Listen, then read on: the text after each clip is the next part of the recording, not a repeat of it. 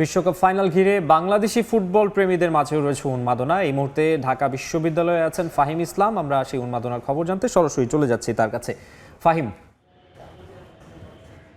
বিশ্বকাপের মহাকাব্যিক ফাইনাল, যেখানে আর্জেন্টিনার প্রতিপক্ষ স্পেন, আর এই যে ফাইনাল, সেই ফাইনালের জন্য আসলে প্রস্তুত বাংলাদেশের যেই ফ্যান জোনগুলো, সেগুলো আসলে এই ফাইনালকে ঘিরে আসলে ফ্যান জোনগুলোর বা বাংলাদেশের বিভিন্ন জায়গায় যে লাইভ স্ক্রিনিং ম্যাচ দেখানো হয় সেগুলো কিন্তু ভিন্নভাবে প্রস্তুতি নিয়েছে। যেহেতু আসলে বিগ ম্যাচ, আর্জেন্টিনা আসলে ফাইনালে গিয়েছে, সেখানে আসলে সমর্থকদের উন্মাদনাটা আরও বেশি বেড়ে গিয়েছে। যেটা আমরা সেমিফাইনালে দেখেছিলাম যে ফ্যানরা কিন্তু আসলে পুরো যেই ফ্যান জোনগুলো সেগুলো দখলে নিয়েছে আর্জেন্টাইন ফ্যানরা, এবং ফাইনালেও কিন্তু আসলে তেমনটাই দেখা যাবে। সেই জন্য আসলে প্রস্তুত হচ্ছে ফ্যান জোনগুলো।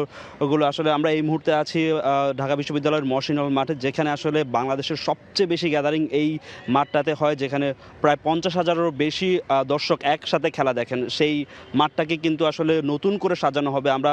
আমরা জানি যে আসলে এই মাঠটা কিন্তু যুব ক্রীড়া মন্ত্রণালয়ের অধীনে আসলে এই মাঠে খেলা দেখানো হয়, এবং কি এই ঢাকা বিশ্ববিদ্যালয়ের টোটাল যে 8টি জায়গায় আসলে খেলা দেখানো হয় ক্রীড়া মন্ত্রণালয়ের অধীনে, সেই মাঠগুলোকে নতুন করে, এবং পেছনের যে জায়ান্ট স্ক্রিন রয়েছে যেখানে আসলে দেখানো যায়, খেলা দেখানো হয়, সেই জায়ান্ট স্ক্রিনকে আরও বড় করার পরিকল্পনা করা হচ্ছে। এছাড়া বিভিন্ন জায়গায় আসলে মাঠের বিভিন্ন পাশে আসলে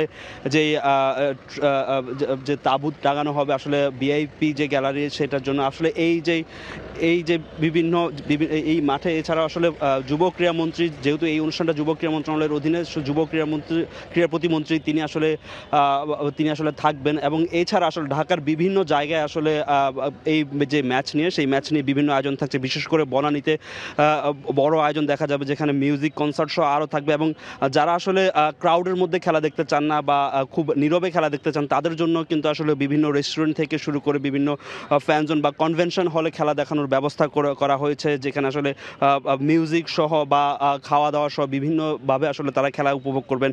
বাংলাদেশের যে উন্মাদনা, আসলে আর্জেন্টিনা ফাইনালে যাওয়ার পর থেকে কিন্তু আসলে উন্মাদনাটা আসলে বেড়ে গিয়েছে। কারণ যেই গেল 2022 বিশ্বকাপে বাংলাদেশের যে উন্মাদনাটা আমরা দেখেছি, সেটা আসলে 26-এ এসে দ্বিগুণ আকারে ধারণ করেছে। কারণ আর্জেন্টিনা বা লিওনেল মেসির যে ফ্যান, যে ক্রেজ বাংলাদেশে রয়েছে, সেটি আসলে বলে বোঝানোর কথা নয়। সেখানে আসলে বাংলাদেশের যে সমর্থকরা, তারা আসলে বলছেন যে আসলে বা এখানে যারা ফ্যান জোনের যারা রয়েছেন, যারা আয়োজক রয়েছেন, তাদের সঙ্গে আমরা কথা বলেছি। তারা বলছেন যে আসলে এই বিভিন্ন জায়গায় আসলে ফ্যান জোনের যে ক্রাউড ম্যানেজমেন্ট, সেটি আসলে সামাল দিতে তাদেরকে হিমশিম খেতে হবে। তবে তারা এই যে ফ্যান জোনের ক্রাউড ম্যানেজমেন্টের জন্য তারা প্রস্তুত রয়েছেন। তো বাংলাদেশের বিশ্বকাপের ফাইনাল উপলক্ষে বাংলাদেশের বিভিন্ন জায়গায় আসলে ঢাকা বিশ্ববিদ্যালয়ের মহসিনল মাঠ থেকে যে ফ্যান জোনের যে উন্মাদনা, সেটা নিয়ে আমার কাছে এই ছিল সবশেষ খবর।